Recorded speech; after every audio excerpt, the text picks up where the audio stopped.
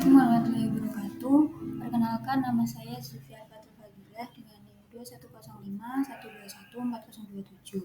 Kali ini saya akan mempresentasikan mengenai service portfolio management. Yang pertama ada pendahuluan.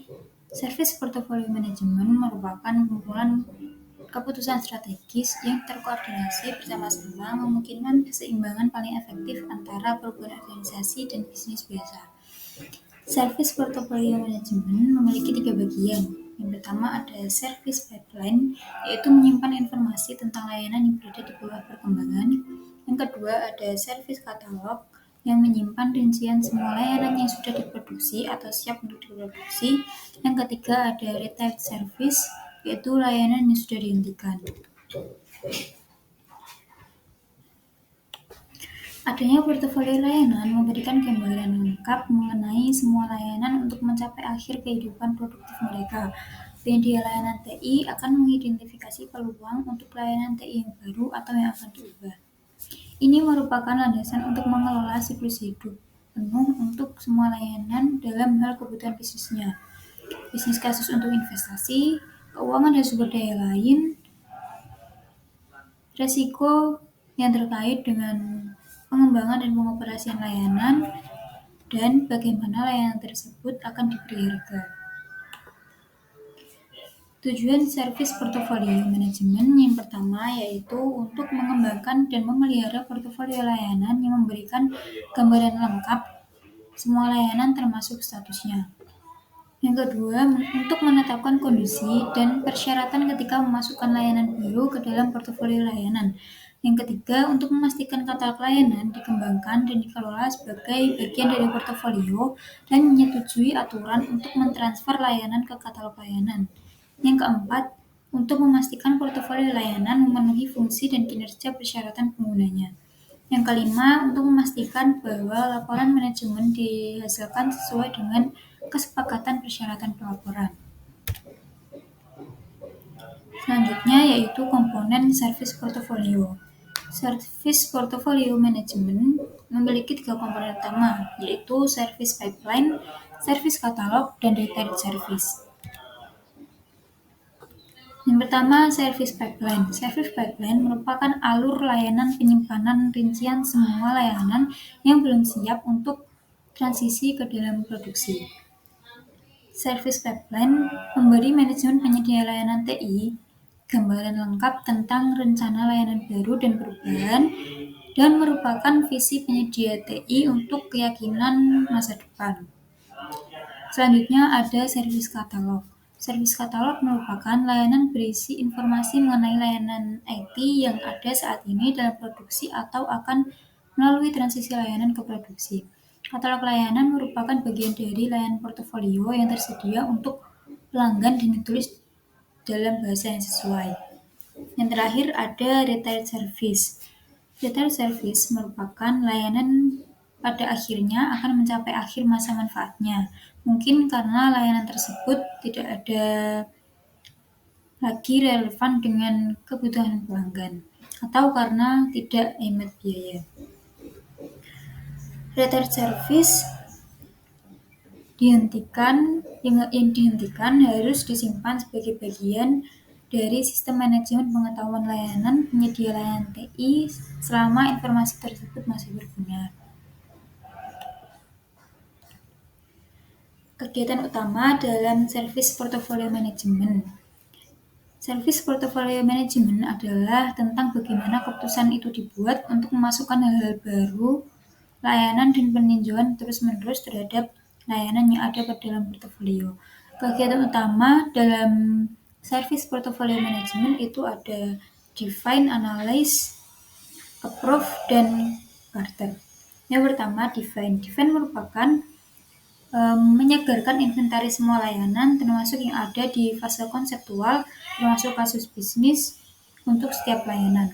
Analis yaitu menganalisa terhadap jangka panjang tujuan organisasi, layanan diperlukan untuk mencapainya tujuan, sumber daya, dan untuk mengidentifikasi portofolio layanan yang optimal. Yang ketiga yaitu approve. Approve menyetujui layanan secara resmi portofolio, otorisasi baru layanan, dan perubahan layanan yang ada. Tahap yang terakhir yaitu charter. Charter mengkomunikasikan keputusan kepada organisasi, mengalokasikan sumber daya, dan menyesuaikan anggaran demikian. Selanjutnya yaitu memperbarui portofolio. Ketika keadaan berubah, misalnya perubahan prospek ekonomi, perubahan kondisi mata harga bahan atau biaya tenaga kerja, perubahan pasar, dan lain sebagainya, keputusan yang dibuat pada isi portofolio harus dinilai ulang. Oleh karena itu, manajemen harus melibatkan pemantauan komersial, sosial, ekonomi, dan lingkungan politik untuk mengidentifikasi peristiwa yang harus memicu penilaian ulang portofolio layanan.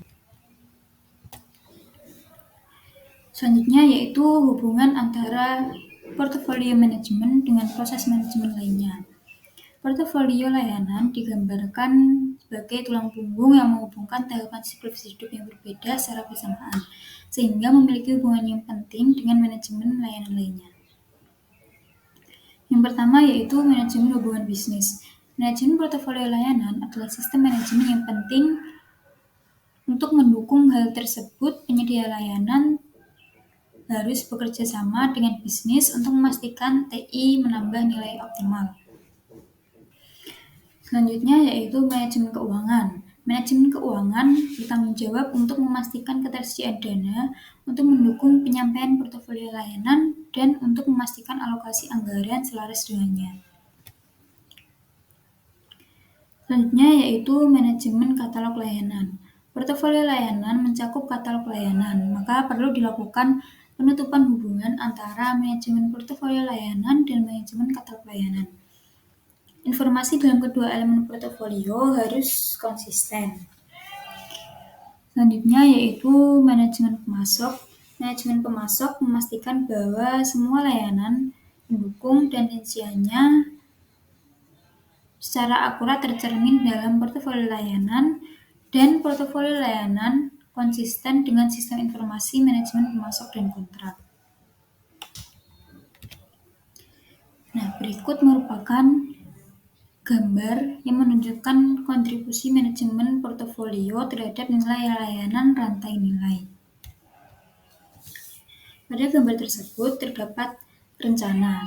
Rencana yaitu manajemen portofolio memberikan informasi penting tentang status proyek, produk, dan layanan yang saat ini sedang dalam proses atau katalog, dan apa tujuan-tujuan strategis yang telah dirancang untuk dipenuhi. Yang kedua ada meningkatkan. Manajemen portofolio mengidentifikasi peluang untuk meningkatkan efisiensi dan meningkatkan kolaborasi, menghilangkan duplikasi antar proyek, dan mengidentifikasi dan memitigasi risiko. Selanjutnya yaitu terlibat. Ketika peluang atau permintaan diidentifikasi oleh organisasi, maka keputusan tentang bagaimana memprioritaskan hal ini dibuat berdasarkan keputusan organisasi, strategi, ditambah penilaian risiko dan ketersediaan sumber daya. Yang terakhir yaitu merancang dan mentransisikan, memperoleh atau membangun. Manajemen portofolio bertanggung jawab untuk memastikan bahwa produk dan layanan jelas didefinisikan dan dikaitkan dengan jelas pencapaian hasil bisnis, sehingga bernilai aktivitas rantai selaras dengan nilai. Nah, setelah penyampaian mengenai service portfolio management, selanjutnya yaitu review jurnal yang berjudul Prioritization Model for IT Project Portfolio Management in Private University yang ditulis oleh Rita Sari dan kawan-kawan pada tahun 2023 dengan jilid 5 nomor 1. Yang pertama yaitu latar belakang. Evolusi teknologi komunikasi dan informasi telah memberikan dampak yang signifikan terhadap berbagai aspek kehidupan, mempercepat perubahan global, dan karyawan yang melakukan banyak tugas dapat dengan mudah menjadi kewalahan dengan beban kerja mereka dan proyek-proyek baru. Menerjemahkan strategi ke dalam rencana pengembangan sistem informasi berisiko karena persyaratan dapat berubah akibat pengaruh pasar global, dan perubahan kebijakan internal organisasi, sehingga perlu dilakukan revisi spesifikasi persyaratan.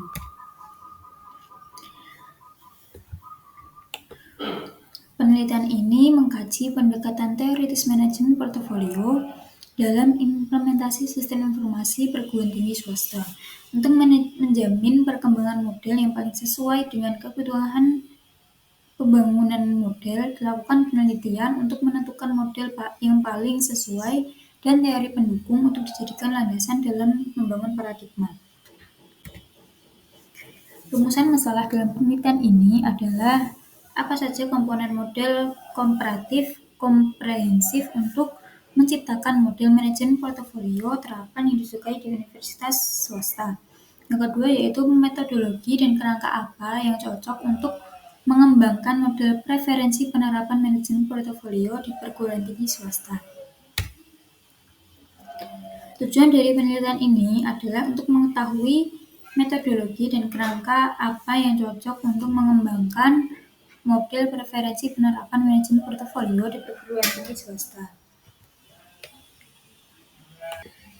Metode yang digunakan dalam penelitian ini adalah dengan studi literatur, di mana penulis akan melakukan proses pencarian literatur untuk selanjutnya melakukan analisis topik penelitian. Analisis topik penelitian ini dilakukan untuk menemukan tema yang relevan dengan topik prioritas manajemen portofolio, khususnya dalam konteks perguruan tinggi swasta. Hasil dari penelitian ini yaitu metode penentuan prioritas proyek yang digunakan bergantung pada pribadi penilai preferensi dan lingkungan operasi organisasi dan industri. Dalam penelitian ini mengusulkan beberapa metode prioritas untuk model preferensi penerapan manajemen portofolio di perguruan tinggi swasta, yaitu metode prioritas ekonomi. Pada metode prioritas ekonomi menunjukkan hasil yang lebih baik bila dikombinasikan dengan metode lain untuk mencapai hasil yang lebih baik. Yang kedua, ada metode prioritas matematika. Model ini memiliki kekuatan dan kelemahannya masing-masing dan dapat digunakan bersama dengan metode lain untuk mencapai hasil yang lebih baik.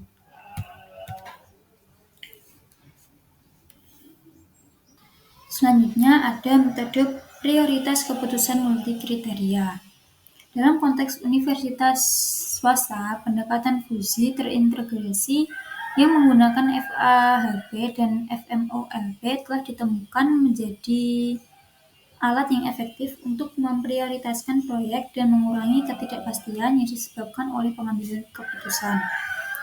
Yang selanjutnya yaitu metode prioritas penilaian. Metode prioritas penilaian lebih cocok untuk berkomunikasi dengan pengambil keputusan TI, strategis dan memberikan kriteria yang jelas. Yang selanjutnya yaitu metode prioritas interaktif. Metode ini hanya cocok untuk situasi pengambilan keputusan di mana kepastian dapat dicapai. Lalu metode yang selanjutnya yaitu metode prioritas strategis. Metode prioritas strategis merupakan penilaian cepat yang digunakan oleh tim strategi sebagai metodologi terbaru yang dirancang untuk mengoptimalkan keseluruhan portofolio proyek. Yang terakhir yaitu metode prioritas hybrid. Metode ini menggabungkan dua atau lebih pendekatan untuk memprioritaskan proyek dan sangat cocok untuk lembaga swasta. Dari 7 metode yang menjanjikan telah diidentifikasi, namun dalam menggunakan model harus tetap mempertimbangkan hal lain, terutama faktor kombinasi perubahan yang dinamis dan saling terkait. Nah, kesimpulan dari penelitian tersebut yaitu tinjauan literatur mengidentifikasi karakteristik swasta organisasi dan metodologi serta praktik yang digunakan dalam meneliti aplikasi prioritas manajemen portofolio dan mengeksplorasi penggunaan manajemen portofolio dengan teknik dari penelitian sebelumnya yang diuji dalam praktik dan metodologi prioritas proyek di layanan swasta. Hasilnya berkontribusi untuk meningkatkan teori tentang teknik, metode, dan khususnya prioritas manajemen proyek portofolio untuk sektor swasta. Mungkin cukup sekian. Itu saja yang dapat saya sampaikan. Terima kasih. Wassalamualaikum warahmatullahi wabarakatuh.